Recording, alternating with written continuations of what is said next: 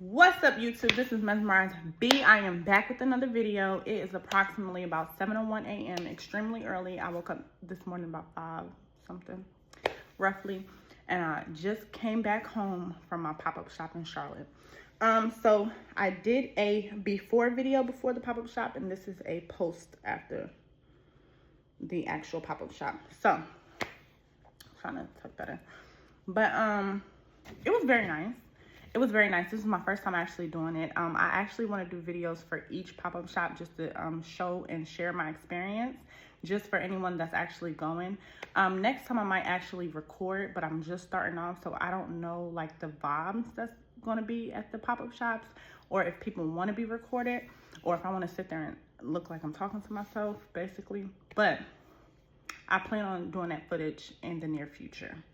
I believe that the pop-up shop was very nice. I don't feel like it was promoted well, because I feel like for it to be that nice with that many vendors, that it should have been more traffic. I feel like there was more vendors than anybody else. And I feel like, to be honest, it was possibly a waste of time for a few people that came out and didn't make any sales.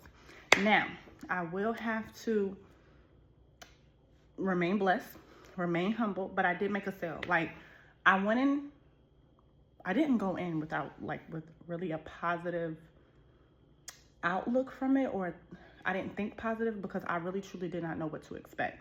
And I also put in the back of my mind, like, you might not make a sale, so don't sit there and just think that you're going to sell out. For my first time, though, I will say that I made more than 10 sales, and I am extremely blessed and happy about that, like, because I didn't even expect that. But I also feel like if it was more traffic, I could have had like a better outcome from the actual pop-up shop or the event. Now, I will say this: when they were showing me the actual layout of the tables, I thought this was going to be a bad day. But I thought I was actually in the back, but I was actually in the front, which was perfect. So when people were walking in and out, they could see my table. On my end, where I feel like I could have done better with is I need to learn the prices of my items, because people be like, how much is this? How much is that? And I literally would have to look at my price list, just because I made these prices recently. And then also I just put them on like I did a price list. Usually I just sell online, so I wasn't sure. Oh, and a lot of these candles are new, so I wasn't sure of the prices that I made up for the people. I would like to have like maybe a raffle, maybe a spinning wheel, and maybe like more freebies. So, or a BOGO, like buy one, get one free.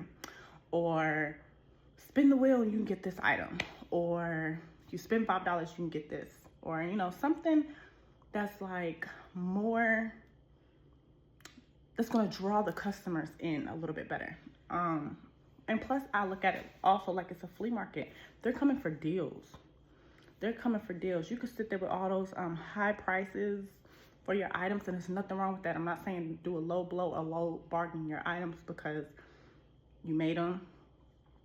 They're great items, but people come to look for a deal. They want to see how much they can get for this amount of money. It also depends, and I've learned, what you sell.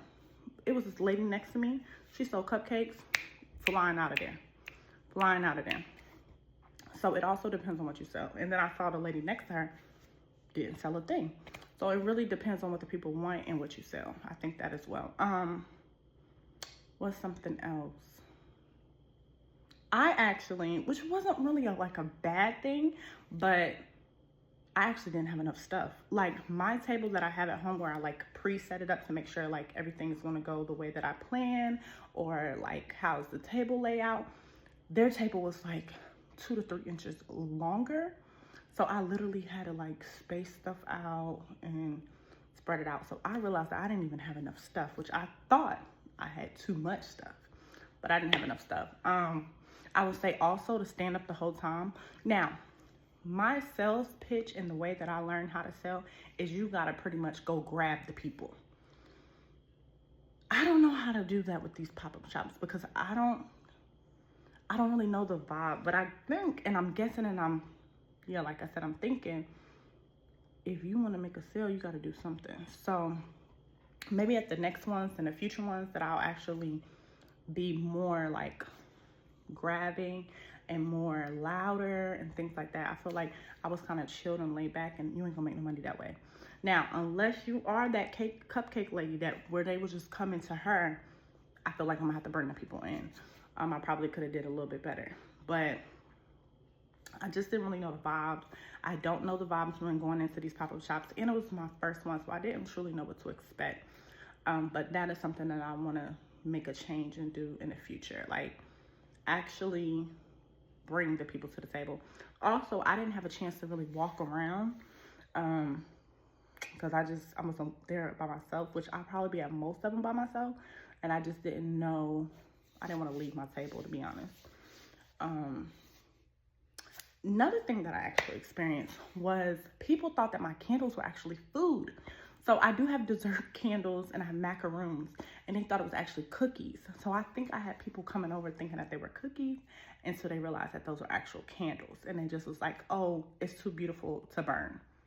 Well, that's the whole purpose. So I want you to burn them. I don't want you to look at them like, oh, it's just so gorgeous, which was a great compliment, but I still need you to buy the candle. Like, I had people like, oh my God, it smells amazing. Your table is gorgeous, but I don't want to like mess it up. I don't want to burn anything. And I don't know if that's going to be something that I continue to run into, or should I just do basic candles that are just flat with scent? And that's how you will buy them in the store, honestly. They don't have any dessert candles and extra whip and decorations, to be honest. So I might just do a collection like that. And then I was also thinking maybe do like an unscented candle collection, just for somebody that might just want the vibe of a candle, but not really the aroma or the strong scent from it. So, I mean, it's just a few things for me to think about. I also took an effect of where the pop-up shops are going to be at. So I went to Charlotte, which is about almost 2 hours, but really not, but almost 2 hours to get there. And it's like, I've got to take an effect like the mileage on a car, the gas money, what I'm going to make at the pop-up shops, which you never know. Oh, I broke my nail at the pop-up shop too, so excuse that. But like what you're going to make, what you never know. And yeah, like take all of that into effect when it comes to doing these pop-up shops. Now I have another one on Sunday that's outside. I'm a little nervous because I make candles so they can melt, and I'm scared of bees.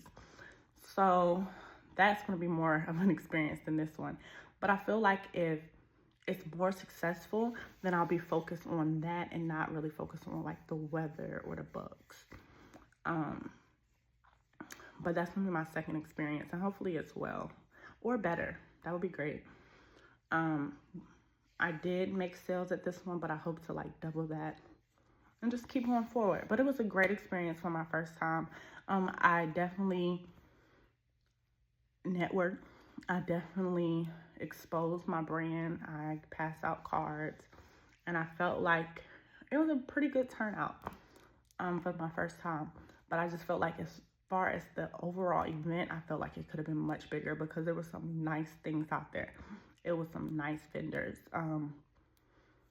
But yeah, that's pretty much my experience for my first time doing a pop-up shop, and there's many more to go, and this is just the beginning of my journey.